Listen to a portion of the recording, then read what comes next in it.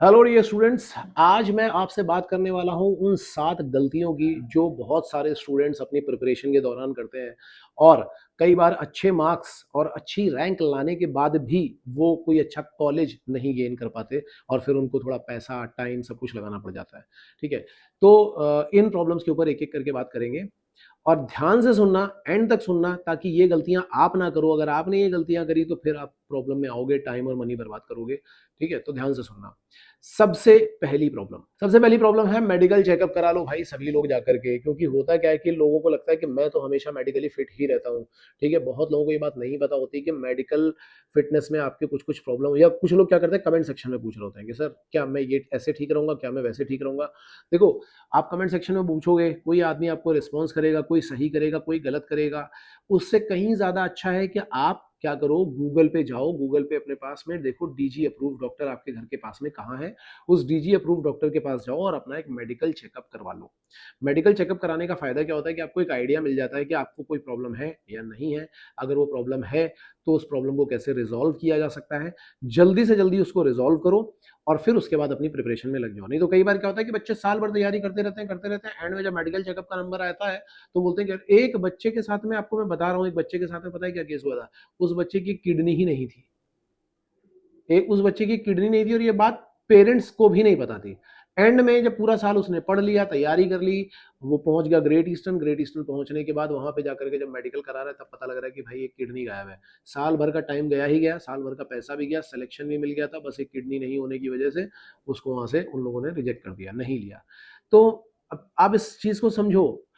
मैं ये नहीं बोल रहा हूँ कि कोई इतना बड़ा प्रॉब्लम होगा, लेकिन हो सकता है कि कोई छोटा मोटा प्रॉब्लम हो जो रिजॉल्व किया जा सके, उसको जाकर के पहले ही रिजॉल्व कर लो। दूसरी प्रॉब्लम है कम्युनिकेशन स्किल एंड इंटरव्यू। बहुत ऐसे अच्छे अच्छे बच्चे होते हैं जिनका पीसीएम 80% 90% भी आ रहा होता है, लेकिन वो हो सकता है स्टेट बोर्ड से पढ़ करके आए हों और उनकी कम्युनिकेशन स्किल बहुत अच्छी ना हो। कई लोग क्या करते हैं कि आईएमयूसीटी की प्रिपरेशन में इतना ज्यादा इन्वॉल्व हो जाते हैं कि वो इंटरव्यू की प्रिपरेशन छोड़ ही देते हैं या कम्युनिकेशन पे काम करना छोड़ देते हैं। या हो सकता है उनका बोलने का तरीका ठीक हो, लेकिन जो इंटरव्यू वाली स्किल होती है ना वो उनकी खराब होती है। इंटरव्यू नहीं दे रहे होते हैं। बहुत सारे ऐसे बच्चे हैं, मतलब लास्ट ईयर भी एक बच्चा था जिसने एक भी इंटरव्यू नहीं दिया कि सर मैं केवल इस पे तैयारी कर रहा हूँ, उस पे तैयारी कर रहा हूँ और मैं ऐसा करूंगा। और एंड में पता चला कि फिर रैंक भी खराब हो गई है।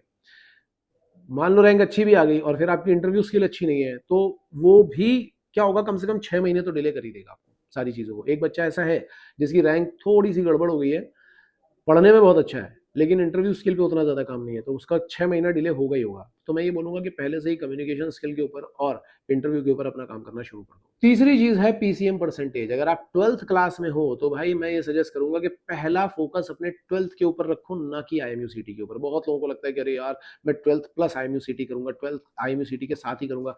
ये सब नाटक करने की जरूरत नहीं है यार। देखो, 12th पीसीएम जो होता है ना वो बहुत इंपॉर्टेंट होता है। अगर आपका पीसीएम परसेंटेज ही लो चला गया तो फिर आप क्या ही आईएमयूसीटी में जाओगे और कंपनी आपको क्यों ही प्रेफर करेगी, खुद सोच करके देखो। पीसीएम परसेंटेज अगर आपका हाई है, आप ऐसा सोच के देखो कि आप 2027 के मार्च में 12th का एग्जाम देने वाले हो और आपका फिजिक्स केमिस्ट्री मैथ्स बहुत अच्छा है, 80% 90% वाला है, तो मैं आपको बता रहा हूँ कि आपके आईएमयूसीटी निकलने के बहुत अच्छे चांसेस हैं। क्यों अच्छे चांसेस हैं? क्योंकि यार 12th क्लास का कम से कम 50% पोर्शन होता है आईएमयूसीटी के पेपर में। और अगर वो 50% आपका स्ट्रॉन्ग है, आपने पीसीएम अच्छी तरीके से पढ़ रखा है, इंग्लिश और एप्टीट्यूड थोड़ा बहुत आता है, तो आप बहुत आराम से 200 में से 100 नंबर लेकर के आ जाओगे। 2-3 महीने की प्रिपरेशन में ही कर लोगे। तो मेरा सजेशन ये है कि अगर आप अभी 12th की तैयारी कर रहे हो, 27 में 12th का एग्जाम देने वाले हो, तो पहला फोकस 12th रखो। फालतू में कोचिंग्स के चक्कर में मत पढ़ो। मैं अपने यहाँ के भी बच्चों को ये बोलता हूँ कि भाई अगर आप 12th की प्रिपरेशन कर रहे हो तो पहले 12th की प्रिपरेशन कर लो ढंग से। बाद में मेरे पास आ जाना, मैं 2-3 महीने में भी तैयार करा दूंगा। अगर आपने 12th की प्रिपरेशन अच्छी करी होगी, मैं आपकी एमयूसीटी की तैयारी बहुत अच्छी करा दूंगा। ठीक है। चौथी चीज है मॉक टेस्ट। बहुत सारे बच्चे, और इस बात को बहुत ध्यान से समझना क्योंकि ये केवल एक प्रॉब्लम नहीं है, इसके साथ में 2-3 प्रॉब्लम है। बहुत सारे बच्चे पढ़ाई तो कर रहे होते हैं, कोई ना कोई यूट्यूब चैनल देखने लगेगा, किसी का फिजिक्स का, किसी का केमिस्ट्री का, किसी का मैथ्स का, या किसी का ओवरऑल। कहीं कहीं पे ऐसे होते हैं ना कि फ्री क्लासेस चल रहे हैं तो वो देखना शुरू कर देगा। लेकिन ये लोग क्या करते हैं, ये मॉक टेस्ट नहीं देते। अगर आप मॉक टेस्ट दे ही नहीं रहे हो तो आपको अपने स्कोर्स पता नहीं चल रहे हैं। स्कोर नहीं पता चल रहे हैं तो फिर तुम चाहे कुछ भी प्रिपरेशन कर लो, सब जीरो है। अगर आप क्रिकेट खेल रहे हो और क्रिकेट खेलने में स्कोर बोर्ड चल ही नहीं रहा है, तो स्कोर बोर्ड के बिना क्रिकेट देखने का क्या ही मजा है, और ये पता क्या चलेगा कि कौन जीता और कौन हारा। ठीक है, अगर 10 बॉल के बाद एक चौका मार रहे हो तो तुम खुश हो रहे हो कि मैंने चौका मारा, लेकिन वो 10 बॉल में 4 रन आ रहे हैं, वो 40 का स्ट्राइक रेट है।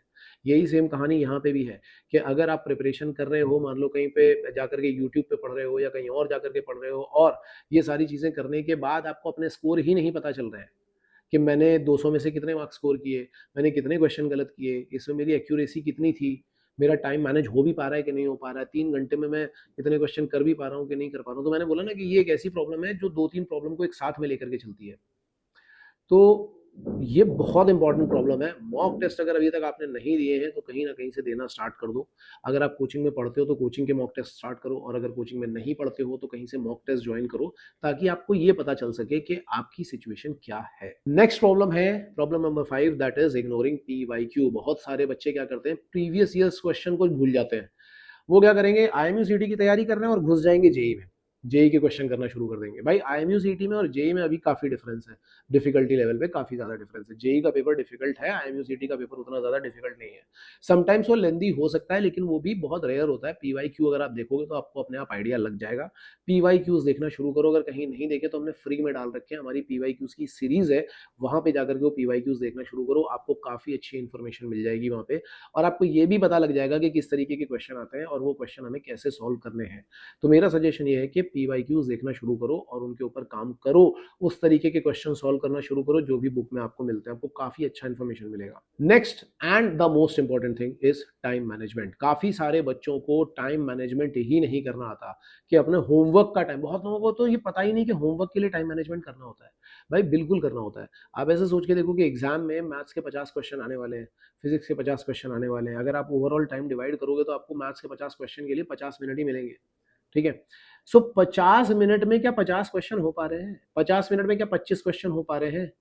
क्या घर पे जब आप होमवर्क सॉल्व करते हो तो क्या आप कोई टाइम बाउंड करते हो उसके लिए, कि मान लो 20 ही कर पा रहे हो तो क्या 20 के लिए आप टाइम बाउंड करते हो, या क्वेश्चन आप ऐसे सॉल्व करते हो कि भाई चल सॉल्व करते हैं, एक क्वेश्चन किया नहीं आ रहा था दोस्त से पूछ लिया, फिर दूसरा किया नहीं आ रहा था दोस्त से पूछ लिया, कभी आपने टाइम देखा ही नहीं कि आपने 1 घंटे में क्वेश्चन कितने किए। तो अगर आप अभी भी इस सिचुएशन में हो कि आपको होमवर्क के लिए ही टाइम मैनेजमेंट नहीं करना आ रहा है, या आपको लग रहा है कि अरे यार ये तो बड़ा हेक्टिक काम बता दिया सर, मेरे से तो ये नहीं हो पाएगा, ऐसे कैसे तैयारी करूंगा, तो भैया तुम उन्हीं लोगों में से एक हो जिनका सिलेक्शन नहीं हो रहा है साल भर में भी। अगर तुम सच में ग्रो करना चाहते हो, जैसे अब एक बंदा है जिसको 1 किलोमीटर की 1000 मीटर वाली रेस दौड़नी है, तो वो 1000 मीटर वाले ट्रैक पे ही उसकी प्रैक्टिस करेगा, 400 मीटर वाले पे नहीं करेगा, या 10 किलोमीटर वाले पे नहीं करेगा। वो 1000 मीटर वाले पे ही ट्रैक पे जाकर के प्रैक्टिस करेगा, और बार बार प्रैक्टिस करेगा ये देखने के लिए कि क्या उतने टाइम में वो पहुंच पा रहा है कि नहीं। इन द सेम वे अगर तुम IMU-CT की प्रिपरेशन कर रहे हो तो तुम्हें टाइम बाउंडेड स्टडी करनी पड़ेगी, अपने असाइनमेंट भी टाइम बाउंडेड करने पड़ेंगे, अपने टेस्ट भी टाइम बाउंडेड करने पड़ेंगे, और फिर उसमें एक्यूरेसी और स्पीड चेक करनी पड़ेगी। और ये काम एक बार नहीं करना है, ये लगातार करते रहना है।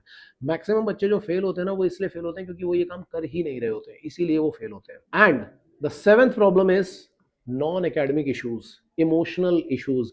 आज के टाइम पे बच्चों के पास एकेडमिक से ज्यादा नॉन एकेडमिक इश्यूज हैं। बहुत सारे बच्चे रिलेशनशिप इश्यूज में फंसे पड़े हैं, किसी का अपने पेरेंट्स से नहीं बन रही है तो किसी की अपनी गर्लफ्रेंड से नहीं बन रही है। अगर उनकी पेरेंट और गर्लफ्रेंड से बन रही है तो फिर दोस्तों के साथ में बहुत ज़्यादा टाइम खराब कर रहे हैं, नहीं तो ऑनलाइन गेम खेल करके बहुत ज़्यादा टाइम खराब कर रहे हैं। छोटी छोटी चीज़ों में एंग्जाइटी इश्यूज आ जाते हैं, छोटी छोटी चीज़ों में डिप्रेस हो जाते हैं। ठीक है, छोटी छोटी चीज़ों में डिमोटिवेट हो जाते हैं। और अगर यही टाइमिंग और टाइम मैनेजमेंट और ये सब चीज़ें नहीं मिल रही होती तो भी बहुत सारे इमोशनल इश्यूज आ जाते हैं। तो इमोशनल इश्यूज आज के टाइम पे इतनी बड़ी प्रॉब्लम है, और वो प्रॉब्लम है क्यों है, क्योंकि भाई देखो, आज अपने अपने को बर्बाद करने के लिए सारी चीज़ें मोबाइल में ही अवेलेबल है। ठीक है, आपको मोबाइल पे ही कुछ भी ना करने के लिए घर पे बैठे बैठे स्विगी मिल जाएगा कि भाई खाना ऑर्डर करो आ गया, गंद से गंद खाना आपको आपके हाथ में मिलेगा जा करके। सो कहानी ये है कि मेहनत करना अपन भूल चुके हैं, दिमाग चलाना हम लोग भूल चुके हैं, और हर चीज़ हमें मिल रही है बहुत आसानी से। तो इस वजह से भी अब माइंड को क्या लगता है कि हाँ कंफर्ट जोन में घुस लो। तो जैसे ही क्या होता है कि अपने को कुछ मैथमेटिक्स नहीं आ रही होती, तो यूट्यूब पे जाकर के 4 चैनल देखते हैं जिसमें सबसे आसान मैथमेटिक्स पढ़ाई जा रही होती है, वही पढ़ लेते हैं और कहते हैं हाँ बहुत अच्छा। लेकिन एग्जाम में वैसा थोड़ी ना होता है, एग्जाम में तो डिफिकल्ट क्वेश्चन ही पूछे जाएंगे। और वही सेम कहानी इमोशंस की भी है यार। तो एक बहुत बड़ी प्रॉब्लम है इमोशंस में, जिन बच्चों के साथ में डील कर रहा हूँ, मैं सच में बता रहा हूँ, इमोशनली मुझे बहुत काम करना पड़ता है बच्चों के साथ में, बहुत ज़्यादा। और हो सकता है आपके साथ में भी ये प्रॉब्लम हो, आपने अभी तक रियलाइज़ ना करी हो, या रियलाइज़ करी हो तो आप उसको सोच रहे हो कि इतनी इंपॉर्टेंट नहीं है, चलो इसको इग्नोर कर देते हैं। लेकिन अगर आप इसको अभी इग्नोर कर रहे हो तो 1 साल के बाद आपको ये बहुत खतरनाक टाइप का नेगेटिव रिजल्ट देने वाली है। मैं सजेस्ट करूंगा कि अपने आसपास कोई काउंसलर या कोच ढूंढो और उनके साथ में जाकर के ये प्रॉब्लम सॉर्ट आउट करो, ताकि वो आपके एकेडमिक परफॉर्मेंस को किसी भी तरीके से अफेक्ट ना करे। ठीक है? अगर आप ये सारी चीज़ें ठीक करना चाहते हो, ये सारी प्रॉब्लम्स ठीक करना चाहते हो, तो आप हमारा बैच भी जॉइन कर सकते हो। बहुत ही कम सीट बची हुई हैं, जो हमारा आईपीपी3 बैच स्टार्ट हुआ था, और इसके बाद जो नेक्स्ट बैच स्टार्ट होगा, उसके लिए काफ़ी टाइम है यार, वो शायद अक्टूबर फर्स्ट वीक में स्टार्ट होगा। तो अगर आप ये सारी प्रॉब्लम सॉल्व करना चाहते हो, हमारे साथ में पढ़ना चाहते हो, तो हमारा ऑफलाइन बैच जॉइन कर सकते हो। ऑफलाइन बैच बहुत कम सीट बची हुई है, मुझे लग रहा है 7 या 6 सीट ही बची होंगी। फटाफट ज्वाइन कर लो। उसके लिए आपको जो भी कॉन्टैक्ट चाहिए, जो भी इन्फॉर्मेशन चाहिए, हमारे कॉन्टैक्ट डिटेल यहाँ पे आपको दिख रही होंगी, आप वहाँ पे जाओ, अपना अपने सारे डाउट्स डिस्कस करो, अपनी सारी प्रॉब्लम्स डिस्कस करो, और आपको एक्चुअल में बैच की ज़रूरत है या नहीं है, वो हमारी काउंसलिंग टीम आपको बता देगी, और फिर उसके अकॉर्डिंग आप अपना डिसीजन ले सकते हो। उम्मीद है ये जितनी भी प्रॉब्लम्स मैंने आपको बताई हैं, अगर कोई प्रॉब्लम फेस कर रहे हो तो फटाफट इस प्रॉब्लम से निकल जाओ बाहर। Okay, so with this information, Shobhit signing off, all the best guys.